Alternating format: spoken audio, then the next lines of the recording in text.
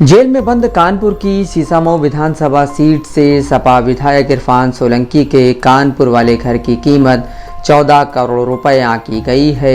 ED को इरफान के घर से एक डायरी मिली है। इसमें इरफान की हैंडराइटिंग है।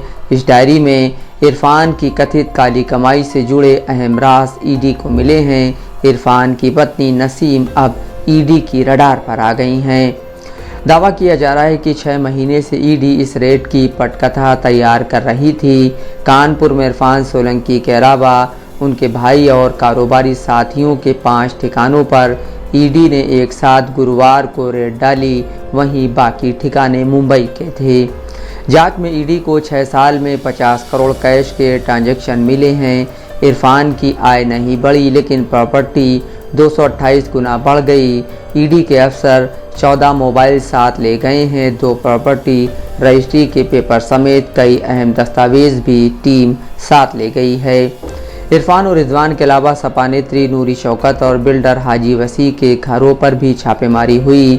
गुरुवार रात करीब 8 बजे ईडी की टीम इरफान के घर से बाहर आई। छापेमारी के दौरान इरफान की पत्नी नसीम सोलंकी पति से मिलने महाराजगंज जेल गई हुई थीं।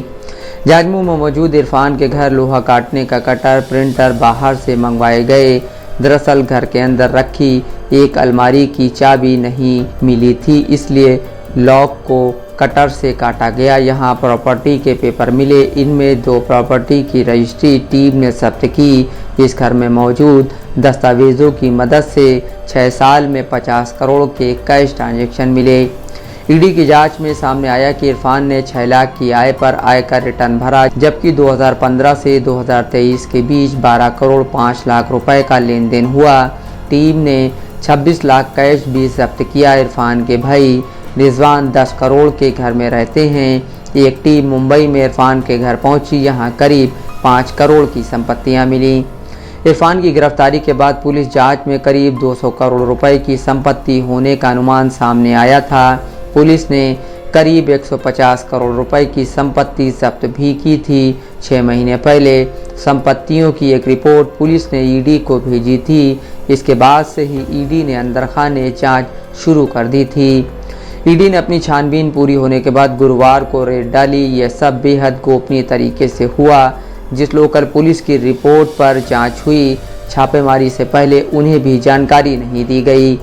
ईडी के मुताबिक इरफान और उनके करीबियों ने कई निजी और सरकारी ज़मीनों पर अवैध कब्जे करके करोड़ों की संपत्तियां बनाई। सियासी रसूख के सहारे इरफान ने आलीशान कोठियां खड़ी की। ईडी टीम अपने साथ आर्किटेक्ट और वैल्यूवर को भी लाई थी।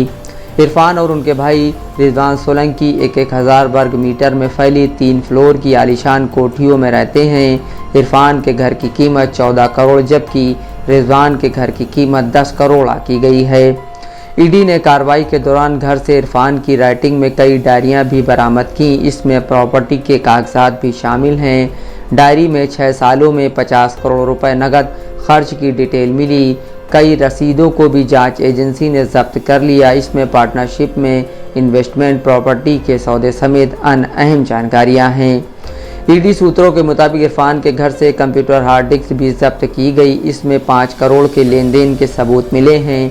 विदेशों में भी रकम भेजने के सबूत मिले हैं। ये पैसा किन अकाउंट और किन को भेजा गया है, इसकी जांच शुरू कर दी गई है। ईडी के मुताबिक एमपी एमएलए केस की जांच में पता चला है कि साल 2016 से 22 के बीच इरफान की संपत्तियां 228% बढ़ी, जबकि आय में कोई इजाफा नहीं हुआ।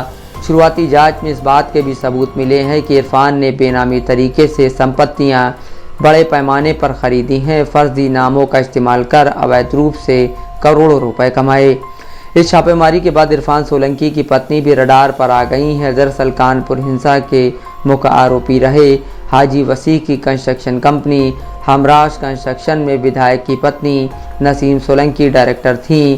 कानपुर हिंसा में भी हाजी वसी की जांच के दौरान नसीम सोलंकी का नाम आया था। इसके बाद नसीम ने डायरेक्टर पद से इस्तीफा दे दिया था। इरफान और शौकत अली उर्फ शौकत पहलवान के काफ़ी पुराने रिश्ते हैं। ईडी ने ग्वालटोली में मौजूद शौकत के घर पर भी छापेमारी की। यहां से भी ईडी को कई अहम सबूत मिले हैं। विधायक ने शौकत के साथ मिलकर जाजमऊ में बड़े पैमाने पर अपार्टमेंट खड़े किए और संपत्तियों की खरीद फरोख्त की। Gopal ji Gupta, Dastak live news, Kanpur.